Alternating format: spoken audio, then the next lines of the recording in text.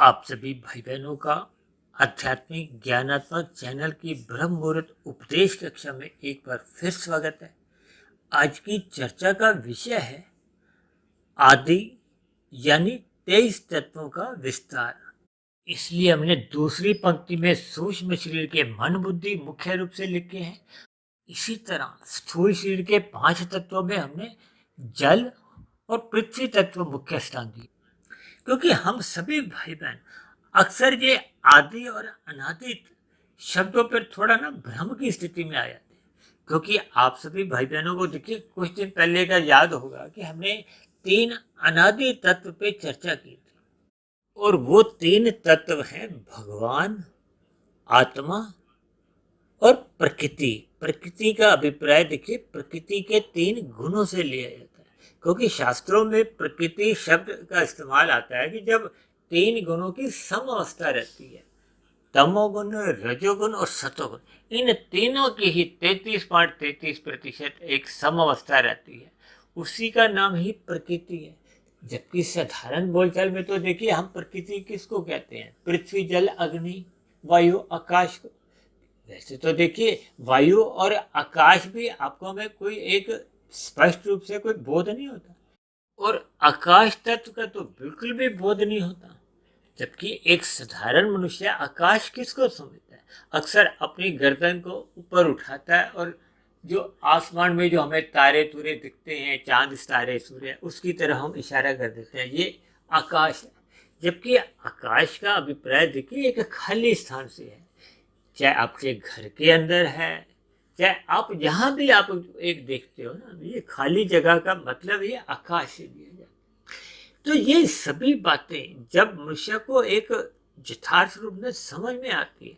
अब देखिए, पृथ्वी तत्व तो इस माया का कहो, प्रकृति का ये अंतिम घटक है। क्योंकि आज हमने जो लिखा है ना, आदि यानी 23 तत्वों का विस्तार, ये विस्तार किसका है? प्रकृति के 3 गुणों का। प्रकृति के 3 गुणों को भी नित्य कहा जाता है, अनादि तत्व में माना गया है। और आत्मा और परमात्मा तो देखिए अनादि तत्व है। अनादि का मतलब ही क्या है? कि किसी ने किसी को भी बनाया नहीं। भगवान ने भी आत्मा को नहीं बनाया। ये जो साधारण बोलचाल में कभी कभी हम कह देते हैं ना कि आत्मा परमात्मा का ही अंश है। अंश इसलिए कहा जाता है क्योंकि परमात्मा भी चेतन सत्ता है, हम भी चेतन सत्ता है। वो अलग बात है कि परमात्मा देखिए परम सत्ता है, परम चेतन है, इसलिए वो परम शब्द तो एक सत्ता के लिए आता है ना। वो तो भगवान के अलग अलग स्वरूप हैं, अनेकों अवतार हो चुके हैं, लेकिन मूल सत्ता तो एक ही मानी जाती है। जबकि आत्मा तो अनंत है, अनंत की भी अनंत, इतनी अनंत है जो शास्त्रों में ही लिखने में नहीं संभव है, बोलने में भी संभव नहीं।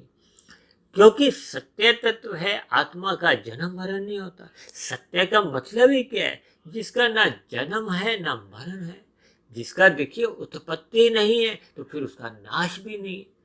जिसकी भी उत्पत्ति होती है उसका नाश अवश्य होता है, और उत्पत्ति और नाश में जो जो तत्व आ जाते हैं उसी को ही आदि कहा जाता है। ये जो हमने आज कहा है ना 23 तत्वों का विस्तार, ये जो माया के जो 3 गुण हैं, तमोगुण, रजोगुण, सतोगुण, इन 3 गुणों में जब एक समअवस्था होती है तो उसको प्रकृति कहा जाता है।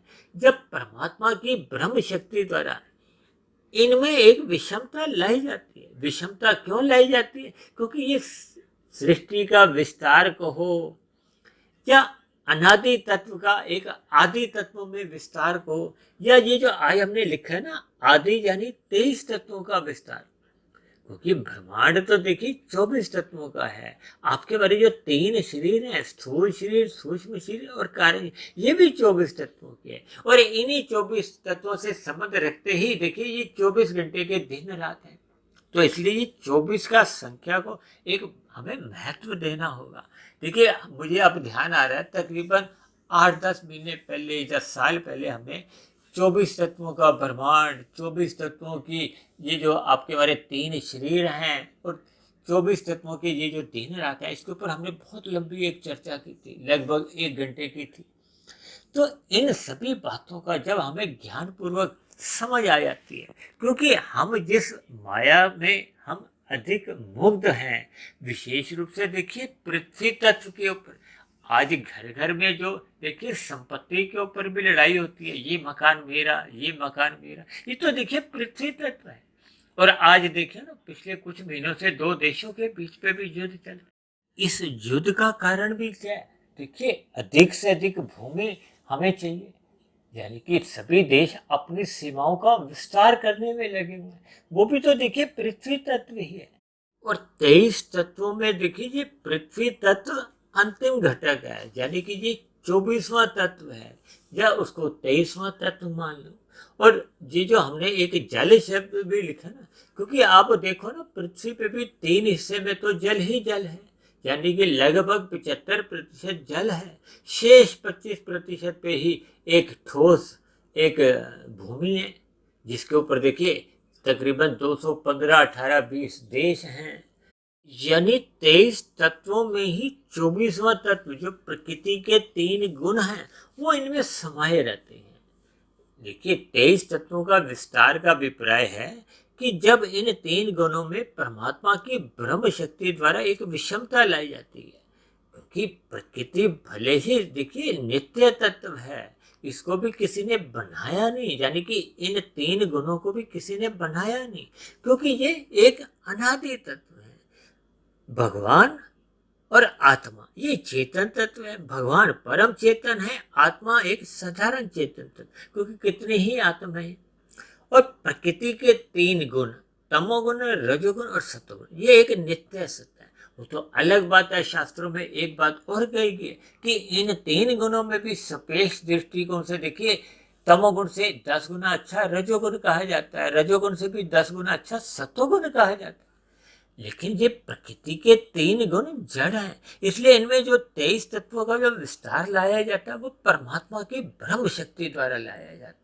परमात्मा की ब्रह्म शक्ति का जब इसमें समावेश होता है, समावेश का मतलब ये है कि परमात्मा इन 23 तत्वों में विस्तार लाते हैं। ये जो पहला तत्व क्या है, देखिए, इन गुणों का जो पहला विकार आता है, विकार को हो तत्व, वो महत्त्व आता है। महत्त्व से फिर अहंकार तत्व की उत्पत्ति होती है। अब देखिए, मूल तत्व तो है गुण, गुण का मतलब 24वां तत्व। अब उससे पहला तत्व निकलता है महत्त्व, दूसरा निकलता है अहंकार। और ये अहंकार भी शास्त्रों में देखिए 3 प्रकार के बताए गए, तामसी, राजसी और सात्विक। सात्विक अहंकार से मन की उत्पत्ति होती है, और राजसी अहंकार से 5 कर्मेंद्रियां बनती हैं, 5 ज्ञानेंद्रियां बनती हैं। ये जो हम अपने स्थूल शरीर की कर्मेंद्रियां और ज्ञानेंद्रियों की जो बात करते हैं ना, इनको तो शास्त्रों में देखिए गोलक कहा जाता है। स्थूल शरीर की जो 5 गोलक हैं या ज्ञानेंद्रियां, वो है नाक, जिह्वा, आंख, त्वचा और कान। और इसी तरह आपकी हमारी 5 कर्मेंद्रियां हैं, हाथ, पैर, वाणी। और मल मूत्र त्यागने के देखिए 2 स्थान है, एक है मल त्यागने का गुदा, और मूत्र त्यागने का है लिंग। तो ये जो स्थूल रूप से इनको गोलक कहा जाता है, जबकि पृथ्वी, जल, अग्नि, वायु, आकाश, ये आपके हमारे स्थूल शरीर के जो एक स्थूल भूत हैं। इन स्थूल भूतों का जो एक सूक्ष्म भूत हैं, या इनके जो सूक्ष्म कारण हैं, वो तो देखिए 5 भोग विषय हैं, जिनको देखिए कहा जाता है गंध, रस, रूप, स्पर्श और शब्द। गंध शब्द से पृथ्वी तत्व की उत्पत्ति होती है, रस से जल की, रूप से अग्नि की, स्पर्श से वायु की, और शब्द से आकाश तत्व की उत्पत्ति होती है। उदाहरण के लिए देखिए, आपके हमारे जो शरीर हैं, ये पृथ्वी, जल, अग्नि, वायु, आकाश के बने हैं। इनका भी जो शरीर का जो एक निर्माण होता है, वो माता के गर्भ में होता है, जिसका मूल कारण भी देखिए वो 5 सूक्ष्म भूत ही हैं, यानी कि वो गंध, रस, रूप, स्पर्श और शब्द ही हैं। कुल मिलाकर शास्त्रों में देखिए इन 5 स्थूल भूतों को भी और 5 सूक्ष्म तत्व, यानी कि भोग विषयों को भी, और आपके हमारे जो स्थूल शरीर बने हैं पृथ्वी, जल, अग्नि, वायु, आकाश के, इन 10 के 10 तत्वों को तामसी कहा गया है। और ये जो आपके हमारी ज्ञानेंद्रियां और कर्मेंद्रियां हैं, इनको देखिए राजसी अहंकार की उत्पत्ति बताया गया है। ये जो सूक्ष्म शरीर का जो हिस्सा है ना, ये सूक्ष्म रूप में कभी भी किसी भी एक शरीर में अपांगता नहीं होती, क्योंकि वो तो सूक्ष्म तत्व है। और जबकि स्थूल शरीर के स्तर पर देखिए जन्म के समय किसी भी प्रकार की स्थूल शरीर के स्तर पर कोई अपंगता देखी भी जा सकती है, लेकिन उसके पीछे के जो सूक्ष्म तत्व हैं, यानी कि 5 ज्ञानेंद्रियां और 5 कर्मेंद्रियां, जो सूक्ष्म शक्ति हैं, उनसे कभी भी अपंगता नहीं होती। तो अब देखो ना, 5 भोग विषय और 5 आपके हमारे स्थूल शरीर के तत्व, ये हो गए 10। 5 कर्मेंद्रियां, 5 ज्ञानेंद्रियां, ये 10 मिला दो तो ये हो जाते हैं 20 तत्व। एक है मन और एक है अहंकार, ये मिलकर हो गए 22 तत्व। और 23वां तत्व क्या है? महतत्व। देखिए कहते हैं ना, अंतःकरण के 3 तत्व हैं, मन, बुद्धि, अहंकार। मन और अहंकार तो आपको तत्व रूप में समझ आ गया। ये जो महतत्व है, इसको भी देखिए बुद्धि ही कहा जाता है। इसीलिए तो जब सृष्टि का निर्माण होता है तो परमात्मा सर्वप्रथम सतोगुण की वृद्धि करते हैं, ज्ञान की वृद्धि करते हैं, महतत्व की वृद्धि करते हैं। इसीलिए तो शास्त्रों में देखिए ये जो तमोगुण है, इसको पदार्थों से जोड़ा जाता है, रजोगुण को एक क्रिया से जोड़ा जाता है और सत्वगुण को ज्ञान से जोड़ा जाता है। आपके हमारे घर में गृहिणी जो खाना बनाती है, उसको ज्ञान होता है, तभी तो वो पदार्थों में एक क्रिया लाकर एक स्वादिष्ट भोजन तैयार करते हैं। देखिए पदार्थ अपने आप में तो निष्क्रिय है। निष्क्रिय का अभिप्राय कि वो आपको हमें सुख नहीं दे सकते। अब हम जो सब्जी काटते हैं, अब ये चक्कू तो देखिए लोहे का बना हुआ है। अब लोहा, खाली लोहा हाथ में पकड़ के तो हम सब्जी नहीं काट सकते। अब उसको एक किरा देखिए आकार बनाना पड़ता है चाकू का, और ये आकार कौन बना पाता है? जिसको इस बात का ज्ञान होता है। तो ये सभी बातें हमें ज्ञान पूर्वक समझनी होगी। इसलिए तो कहा जाता है कि मनुष्य को अपने मिले हुए जीवन में सत्संग करना चाहिए, ज्ञान बढ़ाना चाहिए।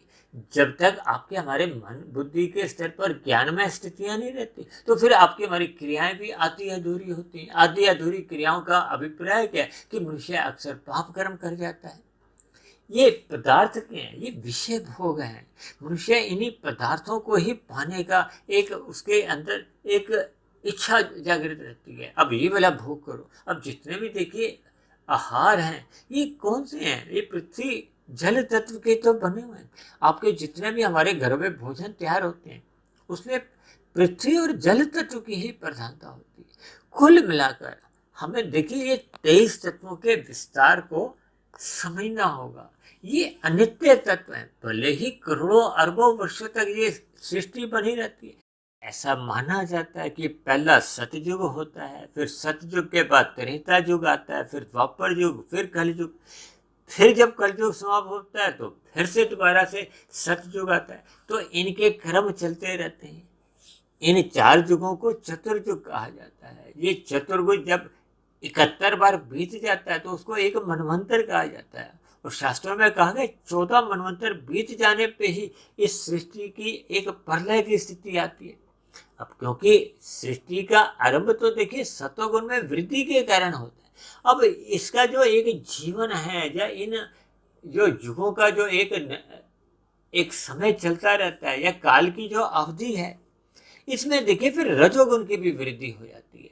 और शास्त्रों में एक बात और कही गई है, क्योंकि पृथ्वी अंतिम घटक है, इसलिए तो कहा जाता है कि जब प्रलय होती है तो फिर ये परमात्मा द्वारा तमोगुण में अधिक वृद्धि कर दी जाती है। तमोगुण में अधिक वृद्धि का अभिप्राय क्या है? क्योंकि ये जो पृथ्वी से वो जल में एक लीन हो जाती है, फिर जल किस में लीन होता है? अग्नि में, अग्नि फिर वायु में, वायु फिर आकाश में। यानी कि ये जिस क्रम में देखिए ये परिवार का विस्तार होता है। इनको अनित्य तत्व भी कहा जाता है, इनको प्रकट रूप भी कहा जाता है।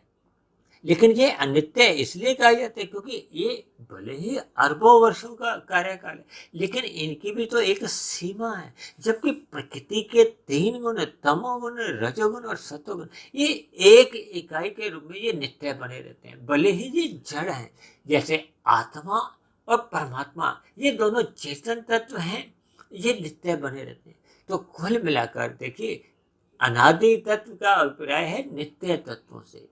इन नित्य तत्व से जब एक 23 तत्वों में विस्तार होता है, उसको आप आदि शब्द कह सकते हो। आदि का अभिप्राय ये है जिसका कारण होता है। कारण क्या है? उसके 3 गुण, और ये 23 तत्वों में ये इसका एक प्रकट रूप है। कभी कभी शास्त्रों में ऐसा भी पढ़ने को आ जाता है ना, ब्रह्म सत्यम जगत मिथ्या। मिथ्या का अभिप्राय क्या है? कि ये संसार एक झूठा है। झूठा इसलिए कहा जाता है, वैसे तो देखिए ये सच है, लेकिन ये अनित्य है। उस दृष्टिकोण से इसको मिथ्या कह दिया जाता है, ताकि एक साधारण मनुष्य का इन संसारी विषय भोगों में, जब प्रकृति के जो विषय भोग हैं, इनमें हम गहरे तल पे उतरे नहीं और परमात्मा से अपना संबंध पहचाने। क्योंकि आत्मा और परमात्मा ये चेतन तत्व हैं। क्योंकि परमात्मा को देखिए आनंद स्वरूप सत्ता कहा गया और आत्मा केवल ज्ञान स्वरूप है। ज्ञान में देखिए आनंद नहीं है। भले ही देखिए ज्ञान नित्य है। ये जो आपके हमारा ज्ञान, ये जो हम सत्संग करते हैं कि ज्ञान लो सत्संग करो, ये इसलिए कहा जाता है कि हमें अपनी अज्ञानता मिटानी है। जबकि सभी आत्मा तो देखिए ज्ञानवान है, ज्ञान स्वरूप है। चाहे कोई पेड़ पौधा हो, चाहे कीड़े मकोड़े की आत्मा, सभी ज्ञानवान है। ये जो हम इतनी सारी वीडियो आज तक बना चुके हैं, इसमें भी हमने कोई नया ज्ञान नहीं दिया। केवल इन वीडियो को सुनने से आपकी हमारी अज्ञानता समाप्त होती है और जो पहले से ज्ञान आपकी हमारी आत्मा के भीतर है वो पुनः प्रकट हो जाता है। जैसे सूर्य के प्रकाश के आगे कभी कभी मानसून के दिनों में काले बादल आ जाते हैं। वो काले बादल के हैं, वो अज्ञानता के हैं, तमोगुण के हैं, रजोगुण के हैं। कुल मिलाकर इन सभी स्थितियों को हमें देखिए ज्ञान पूर्वक समझना होगा। ज्ञान पूर्वक समझने से ही फिर प्रकृति के विषय भोगों में मनुष्य का एक ज्ञान पूर्वक वैराग्य होता है और परमात्मा जो कि एक आनंद स्वरूप सत्ता है, उससे फिर सहज ही प्रीति होने लगती है। ये प्रीति तभी होती है जब मनुष्य ज्ञान में स्थिति में रहता है, आत्मा अपनी मूल स्थिति में आ जाती है। तो ऐसी सभी शुभ स्थितियाँ हम सभी भाई बहनों के जीवन में भी बने, ताकि हम सभी भाई बहनों के जीवन में अज्ञानता समाप्त हो, ज्ञान नित्य बना रहे। इसलिए तो बार बार हम कहते हैं ना, प्रकृति के सत्वगुण का संग अधिक करना चाहिए। विशेष रूप से ब्रह्म मुहूर्त में उठना चाहिए, क्योंकि ब्रह्म मुहूर्त एक ऐसा समय है जो एक प्रकृति के सत्वगुण की एक शुद्धतम अवस्था है, जब वो अपने रजोगुण और तमोगुण से लगभग नहीं के बराबर ही प्रभावित होता है। क्योंकि तमोगुण गुजरा हुआ समय होता है और रजोगुण आने वाला समय होता है। तो बीच में ये जो सूर्य निकलने से पूर्व का जो एक 2 घंटे 40 मिनट का समय होता है, इसलिए इसको ब्रह्म मुहूर्त कहा जाता है। ब्रह्म शब्द परमात्मा के लिए कहा जाता है। तो इन सभी बातों को देखिए, हम जितना जितना ज्ञान पूर्वक समझते जाते हैं, फिर उतना उतना हमारा प्रकृति के विषय भोगों से ज्ञान पूर्वक वैराग्य होने लगता है और परमात्मा से सहज ही प्रीति होते होते फिर हम एक दिन ऐसा आता है कि हम परमात्मा को ही पा जाते हैं। यानी स्थूल शरीर के रहते रहते, साधना करते करते, आपका हमारा जो माया के जो कारण शरीर है वो समाप्त हो जाता है। कारण शरीर के समाप्त होते ही सूक्ष्म शरीर समाप्त हो जाता है और स्थूल शरीर तो सभी के ही समाप्त हो जाते हैं। तब ऐसी स्थिति में नए जन्म का कोई कारण नहीं बचता, क्योंकि कारण शरीर ही नए जन्म का कारण होता है, जहाँ आपके हमारे कर्माशय होते हैं, संस्कार होते हैं। जब मनुष्य मायातीत की स्थिति में आ जाता है तो फिर वो लंबे काल के लिए परमात्मा के आनंद में विचरण करता है। ऐसी सभी शुभ स्थितियां हम सभी भाई बहनों के जीवन में भी बने। इन्हीं शुभ कामनाओं के साथ आज की चर्चा विशेष को अब हम यही विश्राम देते हैं। शाम को फिर मिलते हैं संध्या बेला ज्ञान कक्षा में। तब तक आप अपने आध्यात्मिक मित्र सुधीर भाटिया फकीर को इजाजत दें। आप सभी भाई बहनों की सात्विक दिनचर्या बनी रहे, इसके लिए मेरी ओर से आप सभी भाई बहनों को बहुत बहुत शुभकामनाएं।